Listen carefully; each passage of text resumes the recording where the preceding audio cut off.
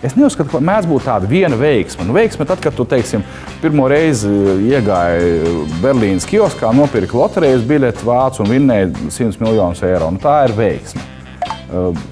Biznesā ir ļoti daudzu ikdienas darbu kopums, kurš tad definē šo skaisto vārdu veiksmi. Veiksmi vinnēt loterijā. Ja? Vai ziniet, es pastāstīšu anekdoti. Man ļoti patīk anekdoti stāstīt. Ja?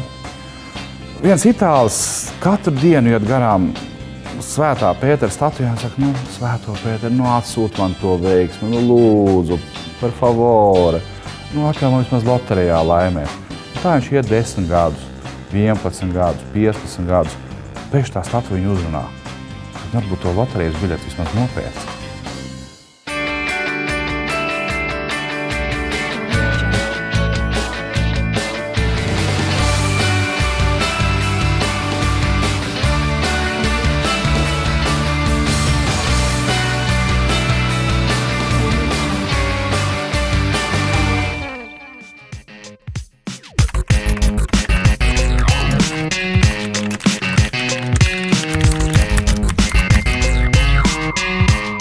SIA Inbox ir Latvijas augsto tehnoloģiju uzņēmums, kas nodrošina dažādus interneta instrumentus, galvenokārt e-pasta pakalpojumus. Inbox LV portālu ikdienā lieto līdz pat 70% Latvijas interneta lietotāju. Pirms 5 gadiem uzņēmums sāka savu darbību arī Lietuvā. Pašiem uzņēmējiem pagaidām neskaidru iemeslu dēļ ļoti daudz Inbox lietotāju atrodas arī tādās valstīs kā Meksika, Brazīlija un Peru. Kopumā aktīvo Inbox LV pastkastīšu skaits sasniedzis jau 1,2 miljonus.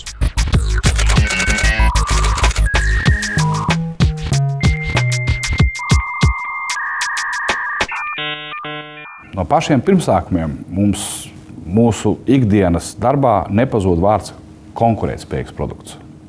Un konkurētspējīgs globālā mērogā. Pēc daudziem tehniskiem parametriem mēs esam pārāki par tā sauktajiem globālajiem. Par vietējo konkurenci mēs šobrīd nerunāsim. Tur praktiski vietējās konkurences e-pasta pakalpojumu sniegšanā nav. Jo kādreiz bija ziņu portāliem e-pasta, bet tas viņiem bija kā blakus biznesa un daudz no viņiem atbrīvojas. Gribās teikt, ka tas ir lielākais IT attīstības uzņēmums, kurš mēģina attīstīties lokāli un parādīt ārzemniekiem, kā mēs varam labāk nekā viņi. Inbox ir no A līdz Z radīts Latvijā. Visa programmatūra ir mūsu pašu radīta. Visi serveri pašu konstruēti, pašu uzbūvēti. Atrodas Latvijas datacentrā. Strādā mums, es domāju, 99% vai 100% Latvijas pilsoņu. Un uzņēmums joprojām 100% pieder Latvijas pilsoņiem.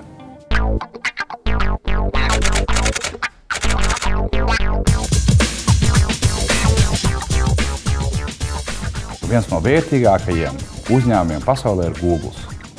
Google savus ieņēmumus iegūst tieši tāpat kā Inbox, pārdodot reklāmu. Interneta auditorijas šobrīd Inboxam 70% no Latvijas interneta lietotājiem. Un tas ir ap šiem 700–800 tūkstošiem unikālu lietotāju. Tā ir milzīga auditorija, kura ir salīdzināma ar vadošo TV kanālu auditoriju. Joprojām interneta portāliem ieņēmumi ir būtiski mazāk par lielajiem TV kanāliem, bet mēs uzskatām, ka tas ir laika jautājums. Protams, ir uzņēmuma otra daļa, tā ir reklāmas pārdošana. Inbox dzīvo no reklāmas. Ja kādai lietotāja kritikai mēs piekrītam par 100%, Inboxā ir daudz reklāmas. Protams, viņi ir. Neviens interneta produkts neeksistē bez reklāmas. Mūsu problēma ir, ka, lai uzturētu kvalitatīvu šo tehnoloģisko platformu, mums ir jāizdzīvo no Latvijas reklāmas ieņēmumiem.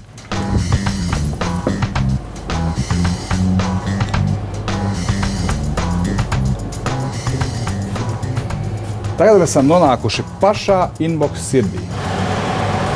Šeit atrodas lietotāju e-pasta dati. Tas ir viens no mākoņa sastāvdaļām, kurā atrodas e-pasta paskastīšu saturs. Par pārējo pastāstīs Jevgeņijs. Piemēram, ir viens, es rādīšu ar pirkstiem, ir viens serveris, kurš sastāv tikai no cietiem diskiem, kur glabājas paskastīšu dati, daļa. Un viņu ir vairāki. Mums ir viņu ap 50 tādiem maziņiem mākonīšiem. Jūs esat redzējuši filmu Man in Black, kad tur bija tāds citplanētietis ar 18 rokām, kas pieņēma un servēja vēstulītes. Šis, piemēram, ir Timijs. Tas ir MX Exchangeris, kurš viņš neglabā, viņš jums neko nerāda. Viņš pieņem vēstulītes, atdod spam filtram, pārbauda, paņem atpakaļ, ja tas nav spams, noliek jau glabātuvē. Tādi mums ir, kā redzams, minimums 5 vai 6 no galvas nepateikšu. SIA Inbox pirmsākumi meklējami šī gadsimta sākumā.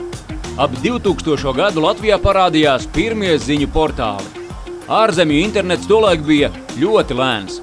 Tikmēr Latvija globālā tīmekļa kartē bija bērna autiņos, ņemot talkā zināšanas IT jomā un piemēru no ārzemju e-pasta portāliem, 2001. gadā uzņēmums tika pārpirkts.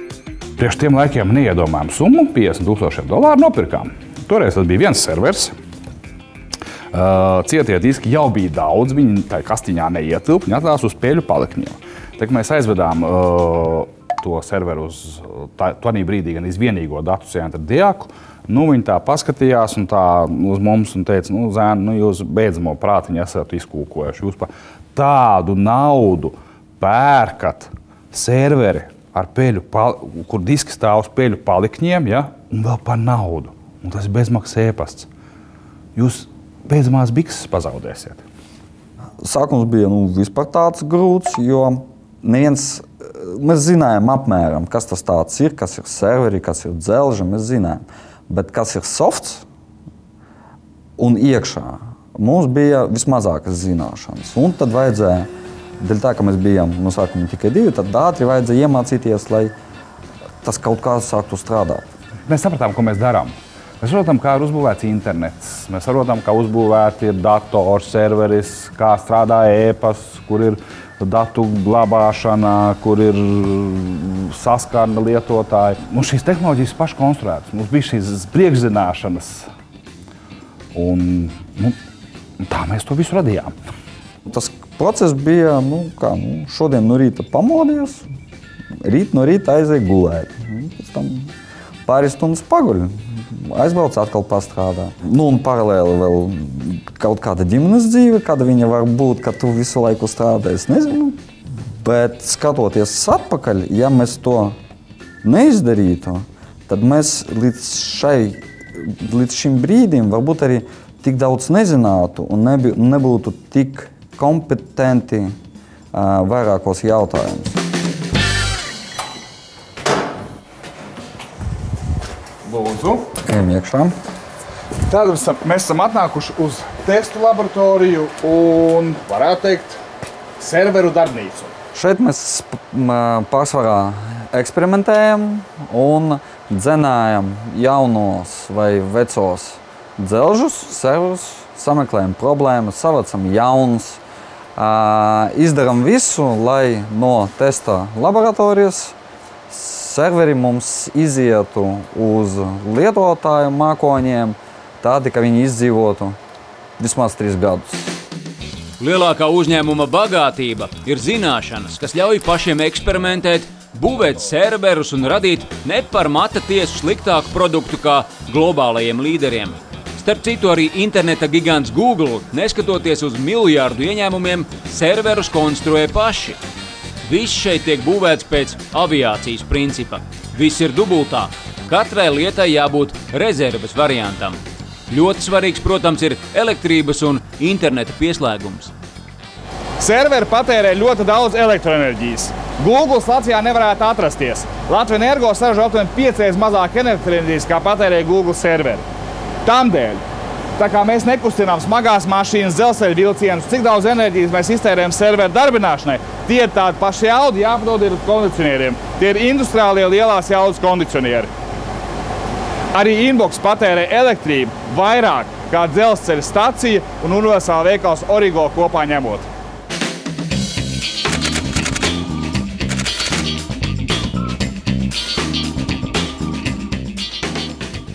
Nestoties uz visiem tiem daudziem darbiem un veikumiem, ko mēs stāstījām, mums arī vēl ir sociālā dzīve.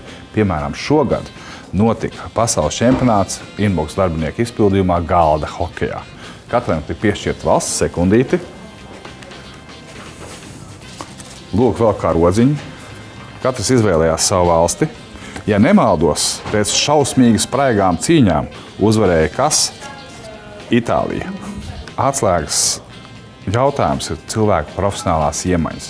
Varbūt šis ir tas burvīgais brīdis, kad mēs varam pastāstīt, ka mēs Inbox uzskatām par Latvijas sabiedrības integrācijas paraugu.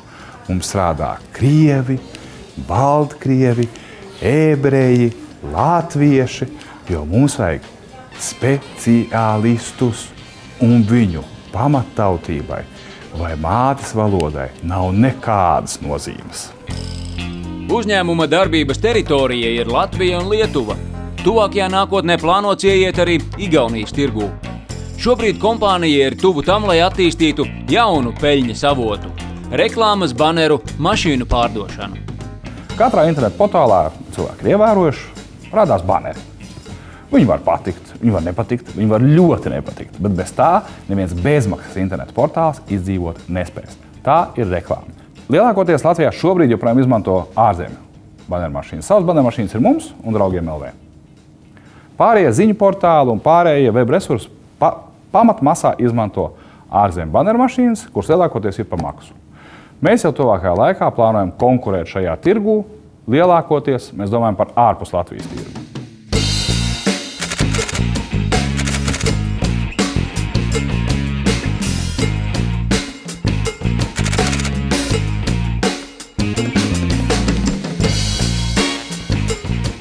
Es esmu dzīvojis Amerikā vienu gadu, pirms Inboxa vēl.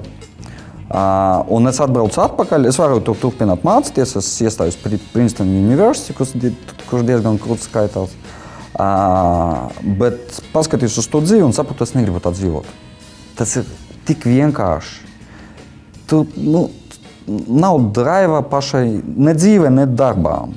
Negribu es tā dzīvot. Es gribu dzīvot aktīvi, gribu dzīvot klusā, neliela pilsēta kā Rīga. Negribu ne Maskavu, ne Londonu, neko tādu. Latvija ir tieši tā vietā, pirmais es esmu šeit dzimis un man patīk. Šeit ir mazā, omulīga atmosfēra, ko tu negribi mainīt ne pret ko citu. Labi, ir laika apstākļi, un kādi viņi pie mums ir, tādi ir. Protams, gribās, lai pie mums būtu kalni, lai varētu slēpot visu laiku.